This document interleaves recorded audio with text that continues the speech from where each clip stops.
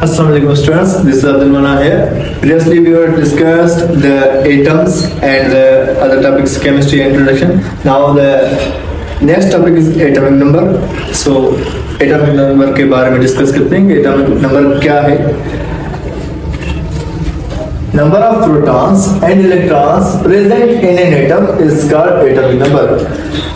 जैसे कि हमने पहले पढ़ा था कि किसी भी एटम में जो फंडामेंटल पार्टिकल्स वो मौजूद होते हैं, इलेक्ट्रॉन, प्रोटॉन एंड न्यूट्रॉन. आज का जो टॉपिक एटॉमिक नंबर है वो उसी टॉपिक से रिलेटेड है. कैसे कि जो हमने पढ़ा था किसी भी एटम में इलेक्ट्रॉन और प्रोटॉन का जो भी नंबर है वो उसे हम कहते हैं एटॉमिक नंबर. जैसे कि सोडियम का एटॉमिक नंबर है 11 एटॉमिक नंबर है किसका, सोडियम का. तो हम समझ जाएंगे कि सोडियम में जो प्रोटॉन है वो 11 है, इसीलिए उसका एटॉमिक नंबर भी 11 है. ओके. और उसके साथ इलेक्ट्रॉन का जो नंबर है और प्रोटॉन का जो नंबर है वो एक न्यूट्रल एटम में सेम होता है. अगर कोई भी एटम इलेक्ट्रॉन अगर लूज नहीं करता और गेन नहीं करता तो उसमें जो number of proton and electron है वो सेम होते हैं. इसलिए जो भी number of proton and neutron का इलेक्ट्रॉन का नंबर होगा इन ए न्यूट्रल एटम उसको हम एटॉमिक नंबर कहेंगे. जैसे कि हमने मिसाल के तौर पर ये देखते हैं कि सोडियम, ये किसका है, सोडियम.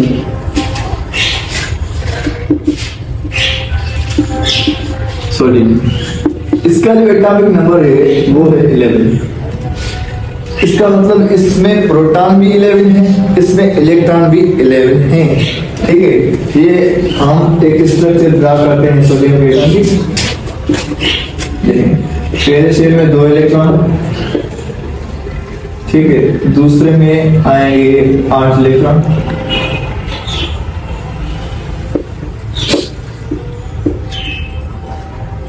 और ये और तीसरे में आएगा 1 इलेक्ट्रॉन. ठीक है. 2 4 6 8 10 और 11. मतलब इसमें इलेक्ट्रॉन 11 है और उसका मतलब इसमें प्रोटॉन भी 11 होंगे. ठीक है. पॉजिटिव चार्ज और नेगेटिव चार्ज अगर बराबर हो गई तो हम समझेंगे कि एटम क्या है, न्यूट्रल है. Positive and negative charge when are equal then atom is neutral, then it is no charge. इसके ऊपर कोई भी न्यूट्रल होल एटम के ऊपर कोई भी चार्ज नहीं होगी अगर प्रोटॉन और इलेक्ट्रॉन का नंबर बराबर होगा. ठीक है. अब हम एटॉमिक नंबर उसको कहते हैं कि भाई जिसमें जितने भी प्रोटॉन हो उसको हम एटॉमिक नंबर कहते हैं. मिसाल के तौर पर इसमें 11 प्रोटॉन है ना, तो उसका एटॉमिक नंबर क्या है, 11 है. अगर कोई और एटम है मिसाल के तौर पे मैग्नीशियम, उसमें 12 प्रोटॉन है तो उसका एटॉमिक नंबर क्या है, 12 है. एल्युमिनियम का 13 है तो उसका क्या है, 13 एटॉमिक नंबर. ठीक है. उसके बाद it was discovered by Henry Moseley in 1913. Okay. जो एटॉमिक नंबर की प्रॉपर्टी है ये हेनरी मोज़ले नाम के एक साइंटिस्ट था जिसने ये डिस्कवर किया था 1913 में. ओके. By X-ray experiment. एक एक्सपेरिमेंट इसने किया था, डिस्कवर की थी एक्सरे. उसकी एक्सपेरिमेंट के मुताबिक उस एक्सपेरिमेंट दौरान इसने ये प्रॉपर्टी डिस्कवर की थी एटम की, क्या, atomic number. It is always in whole number. ये हमेशा फ्रैक्शन में कभी नहीं आता एटॉमिक नंबर. मिसाल के तौर पर अगर मतलब ये 11 एटॉमिक नंबर है सोडियम का तो मैं कभी नहीं कहूंगा कि 11.008 एटॉमिक नंबर है इसका, कभी नहीं, क्योंकि it is always in whole number. कभी भी ये पॉइंट्स में नहीं आएगा, फ्रैक्शन में नहीं आएगा, 11/2 नहीं आएगा, कभी नहीं. ये हो गया तो गलत हो गया. It is always in the whole number. ठीक है. It is the roll number of elements in periodic table.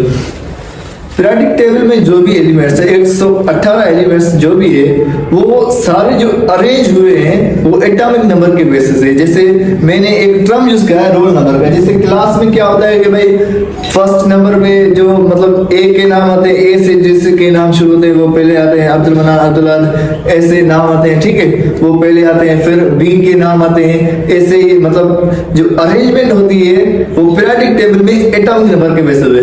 जैसे हाइड्रोजन का पहला अगर एक एटॉमिक नंबर है तो उसको पेरे पेरे नंबर पे रखें, और हेलियम का दूसरा 2 नंबर है एटॉमिक नंबर, उसको दूसरे नंबर पे, लिथियम का 3 है उसको तीसरे नंबर पे, इसीलिए it is called roll number of elements in periodic table.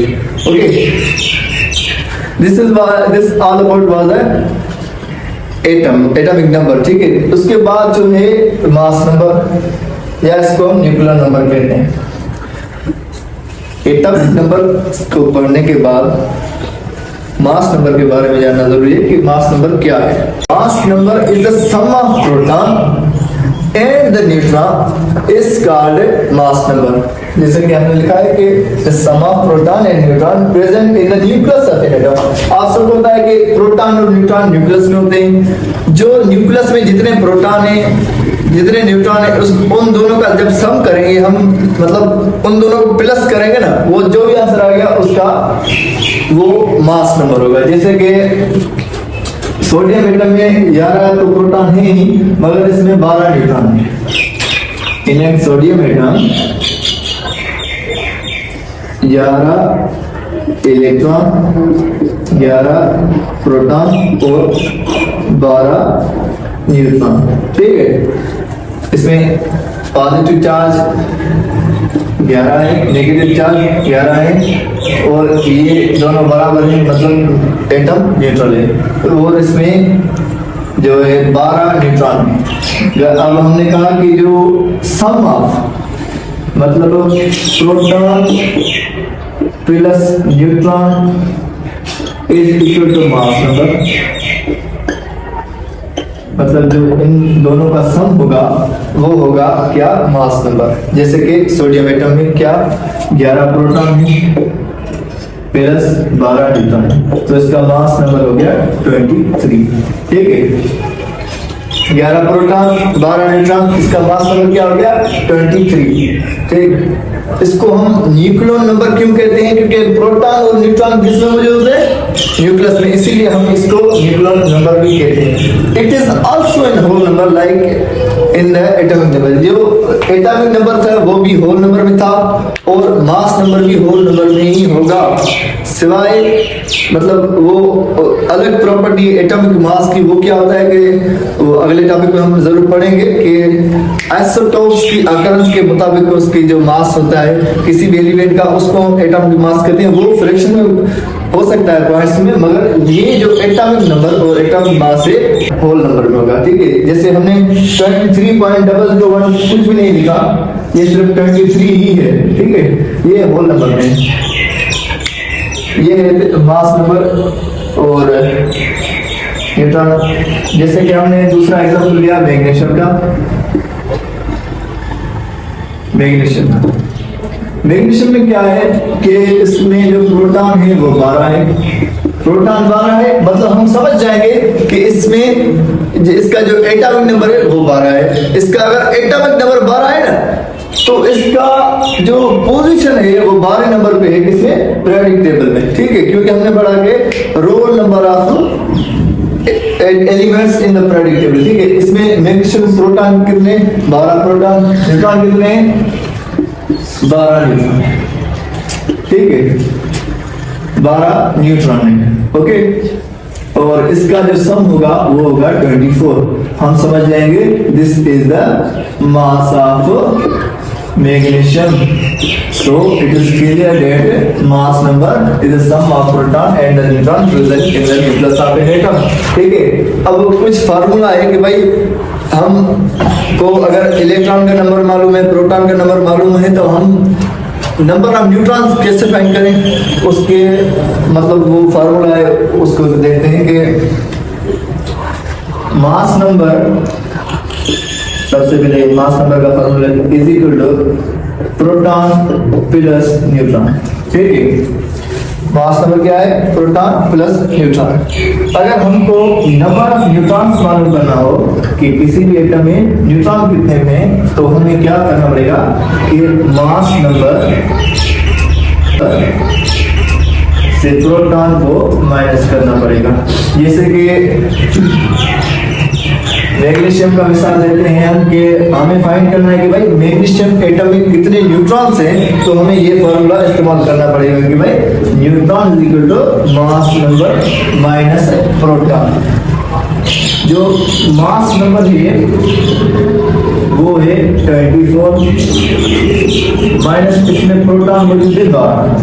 अब हमको ये हम अगर सम करेंगे इसका प्रॉब्लम करेंगे तो हमें नंबर ऑफ न्यूट्रॉन्स मालूम हो जाएंगे। कैसे नंबर ऑफ न्यूट्रॉन्स मालूम है? 24 में से 12 गए तो बचे 12, मतलब हम समझ जाएंगे मैग्नीशियम एटम में 12 न्यूट्रॉन है। ठीक है, थैंक यू वेरी मच।